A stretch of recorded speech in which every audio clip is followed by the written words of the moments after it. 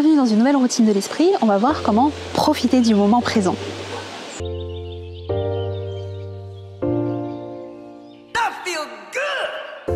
Bonjour, pour me soutenir, n'hésitez pas à vous abonner et à activer la cloche de notification. Est-ce que pendant que vous regardez cette vidéo, vous êtes pleinement concentré sur ce que je dis? Ou alors est-ce que vous êtes en train de faire autre chose? Peut-être que vous marchez en même temps, peut-être que vous préparez à manger, ou peut-être que vous êtes en train de penser à autre chose, aux corvées qui vous attendent, ou alors à l'organisation de vos prochaines vacances. C'est compliqué parfois de faire une seule chose à la fois, ou de ne pas avoir mille et une pensées en même temps. Nos journées sont extrêmement chargées. Notre rythme de vie s'accélère. On peut avoir le sentiment de courir après le temps, que les journées, les semaines, les mois passent trop vite. Vivre le moment présent, ce n'est pas une injonction. C'est plutôt une prise de conscience, un art de vivre, une invitation à ralentir, à revoir nos priorités. Privilégier la qualité à la quantité. C'est l'opportunité de prendre du recul, de s'extraire des automatismes, de la frénésie du quotidien. Être dans le moment présent, c'est à la fois intéressant pour notre épanouissement personnel, mais aussi pour notre santé. Ça permet de réduire le stress ou encore de mieux gérer nos émotions. C'est aussi particulièrement intéressant si vous êtes souvent distrait, que vous avez des difficultés à rester concentré. Et ça permet également d'améliorer nos relations, d'être plus connecté aux autres, de développer son empathie. Vivre le moment présent, ça ne veut pas dire faire abstraction du passé et ne jamais se projeter dans l'avenir. C'est plutôt une question d'équilibre.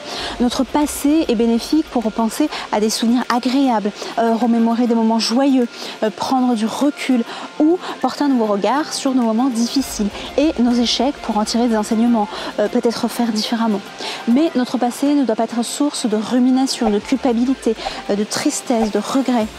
Profiter pleinement du moment présent, c'est faire la paix avec son passé.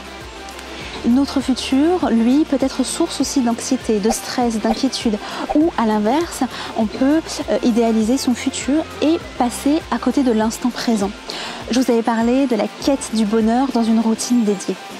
On n'a pas la capacité de maîtriser le futur. En revanche, on peut agir ici et maintenant dans le présent. Lorsque l'on est distrait par nos ruminations, le passé ou des inquiétudes concernant le futur, nos pensées peuvent être comme un brouhaha intérieur, impacter notre paix intérieure ou notre productivité. En vous concentrant pleinement sur une activité, vous pouvez diminuer l'intensité de votre voix intérieure. La pleine conscience, vivre le moment présent, on l'entend beaucoup pour la méditation, mais ça peut aussi s'appliquer sur tout type d'activité. Je vous avais notamment parlé de la marche en pleine conscience dans la routine dédiée à la marche. C'est valable dans toutes les activités du quotidien et notamment les activités les plus banales comme manger ou encore se brosser les dents. Prenez conscience de l'ensemble de vos sens, du mouvement de vos mains, les sensations, le goût, le toucher, les textures. Avec une pratique régulière, vous devriez rapidement gagner en calme et sérénité. Il y a d'autres bénéfices en fonction de l'activité, par exemple manger en pleine conscience plutôt que d'être au téléphone ou manger devant votre ordinateur, ça permet d'être plus connecté au contenu de son assiette et d'être plus à l'écoute des signaux de faim ou de satiété. La pleine conscience, elle est aussi utilisée dans le domaine du sport. Il y a plusieurs études réalisées auprès de sportifs qui ont permis de mettre en lumière l'effet de la pleine conscience sur la performance, le bien-être, la récupération et également la prévention des blessures. Lorsque vous faites une séance de sport, vous pouvez vous concentrer sur votre respiration, vos muscles, vos sensations physiques. Ancrer dans le moment présent, c'est aussi être plus connecté à nos émotions et pas uniquement les émotions positives. Ça permet de développer son intelligence émotionnelle et ne pas passer à côté des émotions qui nous traversent. Avoir conscience de sa colère, sa tristesse ou encore lorsqu'on est frustré, blessé. Vivre le moment présent, c'est rester dans l'observation sans aucun jugement. Cela évite de tomber dans des réactions automatiques et choisir le comportement le plus adéquat. Être plus armé face aux situations stressantes ou difficiles. Pour cette nouvelle routine, si vous souhaitez profiter du moment présent, vous pouvez premièrement tenir un journal matinal. C'est ce que Julia Cameron a appelé les Morning Pages.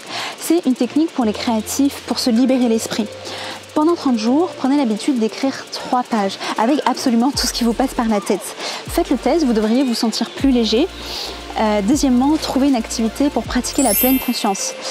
Lire un livre, tester une recette, partir marcher dans la nature, dessiner, écouter de la musique, manger avec des amis.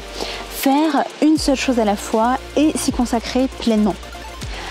Et enfin, troisièmement, pour aller plus loin, vous pouvez lire ou relire le best-seller d'Eckhart Tolle, Le pouvoir du moment présent. C'est la dernière vidéo de la saison. Je vous invite à profiter du moment présent, à profiter de votre famille, vos amis, vos proches. Je vous retrouve à la rentrée pour une nouvelle routine. D'ici là, je reste toujours active et présente sur les réseaux sociaux.